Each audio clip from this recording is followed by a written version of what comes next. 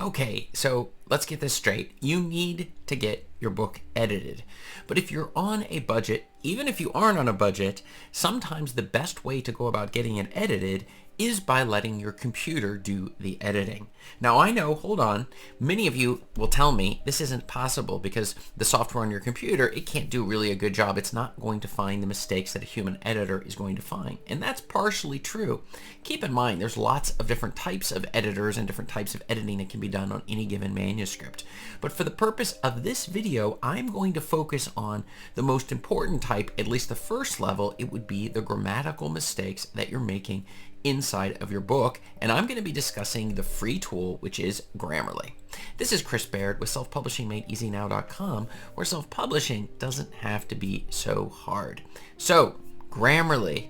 I know when I was first getting started, I was taking my books and running them through multiple editors and trying to see if maybe if they went through all of these books, they would be able to find all of the mistakes. But at the end of the day, they still weren't finding some of the mistakes that were in some of my earlier books.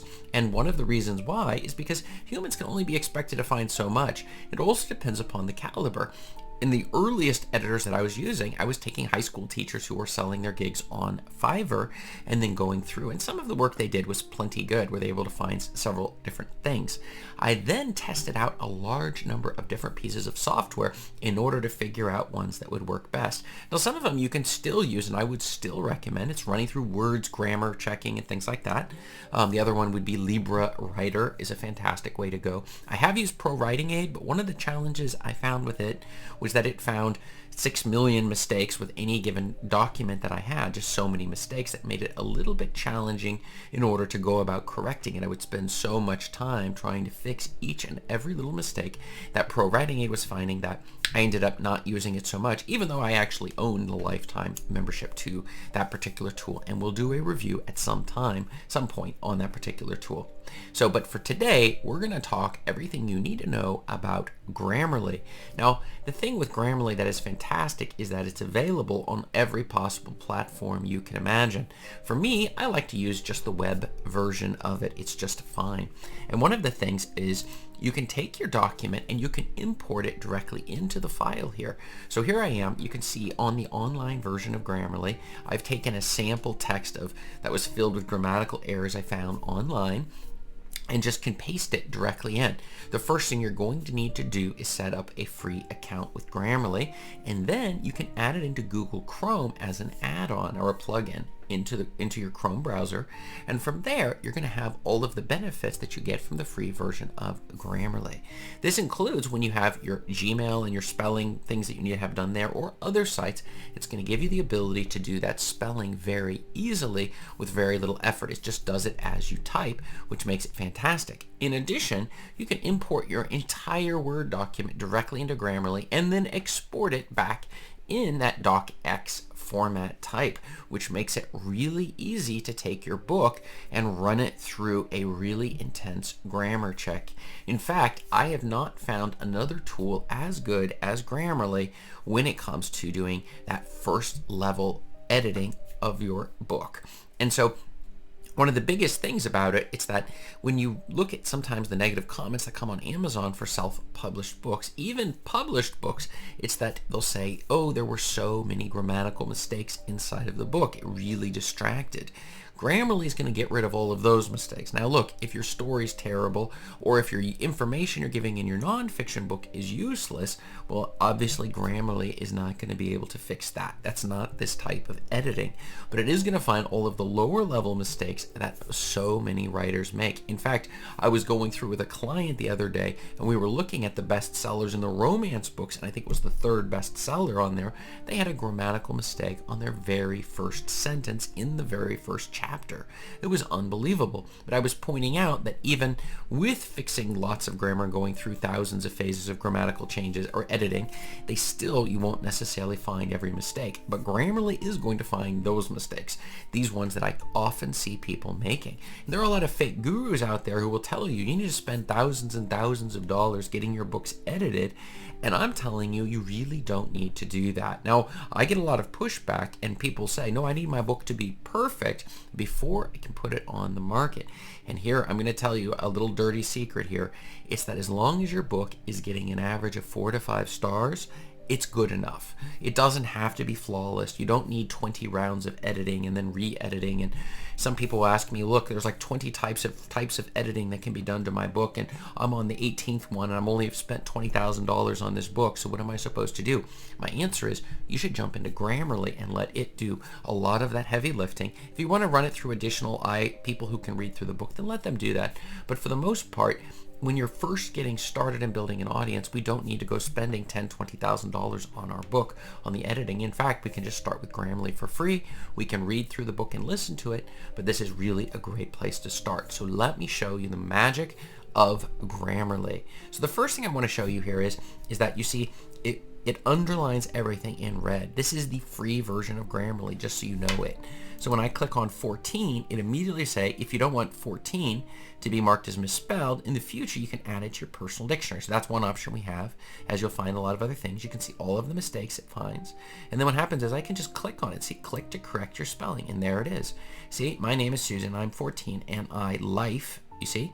And it says, oh, there's a problem with life. What's the problem? It should be live in Germany. My hobbies, and you see they misspelled the word hobbies, so it fixes that, are what? Are going, not go, going to discos, jogging. Sometimes I hear music on the radio. See, it even recognizes which preposition should be used. Even if the spelling is correct, it knows at a high level what you need to be doing with your text to fix it. You see? In the July, now what is it supposed to be? In July, you see it knows there's not supposed to be a the that comes before it. I go swimming in AC. Is that correct? But you see it first sees there's a period, a space before the period, so it fixes that. You see this? But then even afterwards, it underlines it again, and you don't go swimming in AC, you go swimming in the sea, okay? And then as we keep going, buses to school. No, it sees it's misspelled, but then there's a second, see? We take buses to school, and then the final one, I'm going to look forward to getting a email. Is it a email? No, it's actually, it should be an email. I didn't catch that one, but that's one of the reasons why you sometimes do want to take a look. And so you see we got the first level down, so if we fixed all of the first level mistakes here using Grammarly, and then we go on to the next one. See, I am 14 and then it says we found 5 additional writing issues. Now this is when it comes into the premium version, so it underlines it and says, see, punctuation in compound complex sentences, faulty tense sequence, improper formatting, and monotonous sentences. So Grammarly, I just took this sample from a separate different website and just threw it in here, and Grammarly is just cranking on this text. It's going to find lots of stuff. Now you notice the free version that we just used, it went through the first layer stuff where it's able to find a lot of these misspellings, extra spaces, some of these things, but then the next level, which is on the premium version, it's going to find exactly the more deeper level things like run-on sentences or inconsistencies. In fact, if we just take a quick look at the different versions, you have the premium and you have the business, and you see here they have a number of different things here. So you have everything is free, right? The same thing as the free stuff. And then you have full sentence rewrites, right? Is that pretty amazing, where it will actually rewrite the sentence for you so you do not have to do it. Word choice. So what will happen is it will find, like using a thesaurus, and it will actually replace those words. The tone suggestion, so you can make sure you're doing that correctly, and citations, a proofread citations, and identify where they're needed. And so you have a lot of different things, but and obviously the next one goes to the style guide and snippets and all sorts of interesting stuff. But one of the things is you have these multiple areas, like for correctness, and you'll see that on the free version we'll at least be able to get grammar, spelling, and punctuation. And this is the reason I'm telling you, you should at least give the free version a chance. Install it on your thing, see if you like it, and from there you'll be able to figure out if this is right for you. If you need beyond clarity, it gives you conciseness, but not full sentence rewrites or formatting, which it will give you on the premium and the business version.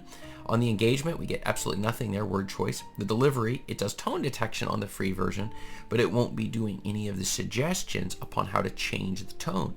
Are you writing a technical document? Is this part of a story? What is this, a school paper you're writing? What exactly is the tone that you need for the type of writing that you're doing? This is something that you're going to find in Grammarly. The other thing is on citations, where you can do auto citations on all of them, but in terms of the style formatting and plagiarism detection, and this one is a really huge one. I can tell you my book has been ripped off and put on the internet for free, and I was able to use plagiarism detection in order to find where exactly somebody had ripped off the text that I had.